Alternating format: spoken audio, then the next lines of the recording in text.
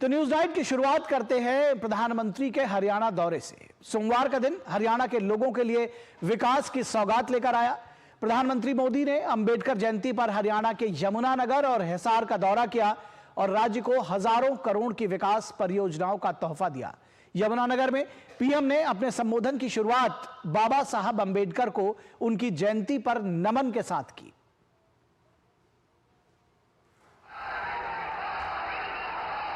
हरियाणा को विकास परियोजनाओं का उपहार देने यमुनानगर पहुंचे प्रधानमंत्री नरेंद्र मोदी का भव्य स्वागत।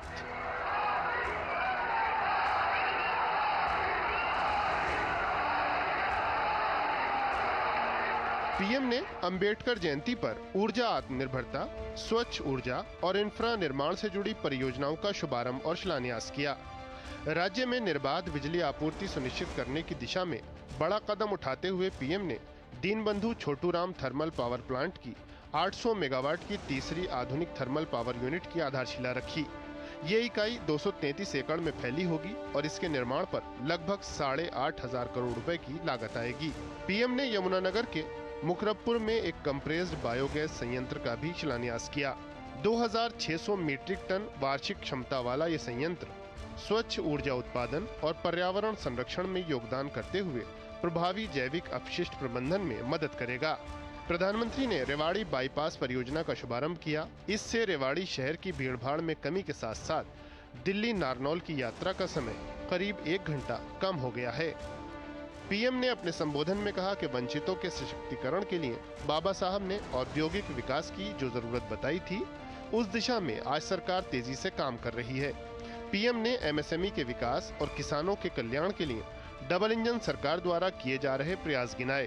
प्रगति के सफर में बिजली के महत्व को रेखांकित करते हुए पीएम ने कहा, आज भारत दूसरे देशों को बिजली निर्यात कर रहा है, जबकि कांग्रेस के दौर में हालात कुछ और थे। हमने 2014 से पहले जब कांग्रेस की सरकार थी, वो दिन भी देखे हैं जब पूरे देश में ब्लैकआउट होते थे, बिजली गुल हो जाती थी। कांग्रेस की सरकार रहती तो देश को आज भी ऐसे ही ब्लैकआउट से गुजरना पड़ता। न कारखाने चल पाते, न रेल चल पाती, न खेतों में पानी पहुंच पाता।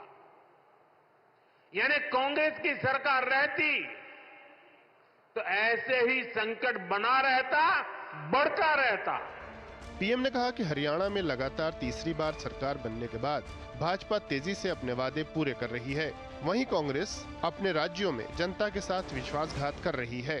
खुद वहां के मुख्यमंत्री के करीबी कहते हैं कि कांग्रेस ने कर्नाटका को करप्शन में नंबर 1 बना दिया।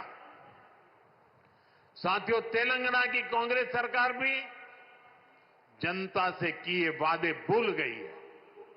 वहां कांग्रेस, वहां की सरकार जंगलों पर बुलडोजर चलवाने में व्यस्त है। प्रकृति को नुकसान, जानवरों को खतरा, यही है कांग्रेस की कार्यशैली। हम यहां कचरे से गोवर्धन बनाने के लिए मेहनत कर रहे हैं और वो बने बनाए जंगलों को उजाड़ रहे हैं। पीएम ने अपने संबोधन में शंकरन नायर जी को याद किया, जिन्होंने जलियांवाला बाग हत्याकांड के विरोध में सरकारी पद छोड़ दिया था। प्रधानमंत्री ने जलियांवाला बाग हत्याकांड की कानूनी लड़ाई लड़ने से जुड़े उनके संघर्ष को नमन किया। यमुनानगर से निशांत राय के साथ ब्यूरो रिपोर्ट, डीडी न्यूज। और उड़े देश का आम नागरिक यानी उड़ान योजना के साथ ही प्रधानमंत्री मोदी ने देश के साधारण लोगों को हवाई यात्रा की पहुंच तक बनाने का एक सपना देखा था। हवाई चप्पल वाला भी हवाई जहाज में बैठ सके, इस ध्येय वाक्य के साथ शुरू हुई उड़ान योजना अब सचमुच आम लोगों की हसरतें पूरी करती हुई नजर आ रही है। प्रधानमंत्री नरेंद्र मोदी ने अंबेडकर जयंती के अवसर पर हरियाणा के हिसार में अयोध्या के लिए वाणिज्यिक उड़ान को हरी झंडी दिखाई। हिसार से अयोध्या की उड़ान सप्ताह में 2 बार होगी, जबकि जम्मू, अहमदाबाद, जयपुर और चंडीगढ़ के लिए सप्ताह में 3 निर्धारित उड़ानें को निर्धारित किया गया है। इससे क्षेत्र की कनेक्टिविटी को मजबूती मिलेगी। हवाई यात्रा को सुरक्षित, किफायती और सर्वसुलभ बनाने की अपनी प्रतिबद्धता के अनुरूप प्रधानमंत्री ने महाराजा अग्रसेन हवाई अड्डे के नए टर्मिनल भवन की आधारशिला रखी। इसकी लागत 410 करोड़ रुपए से अधिक होगी। इसमें एक अत्याधुनिक यात्री टर्मिनल, एक कार्गो टर्मिनल और एक एटीसी भवन शामिल होगा। प्रधानमंत्री नरेंद्र मोदी ने जोर देकर कहा कि उनकी सरकार एक ओर आधुनिक बुनियादी ढांचे और कनेक्टिविटी पर विशेष ध्यान दे रही है, तो दूसरी ओर गरीब कल्याण और सामाजिक न्याय और समावेशी विकास को सुनिश्चित करने के लिए प्रतिबद्ध है।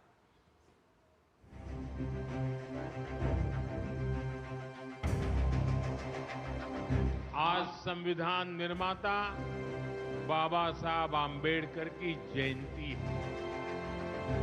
उनका जीवन, उनका संघर्ष, उनका जीवन संदेश हमारी सरकार की 11 साल की यात्रा का प्रेरणा स्तंभ बना है।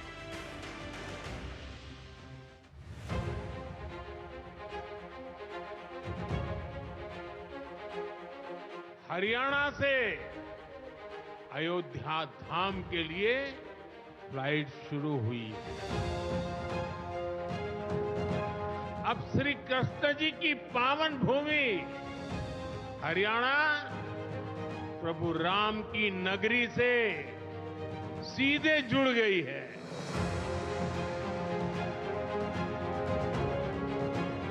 अग्रसेन हवाई अड्डे से वाल्मीकि हवाई अड्डे आज सीधी उड़ान भरी जा रही है। बहुत जल्द यहां से दूसरे शहरों के लिए भी उड़ानें शुरू होगी।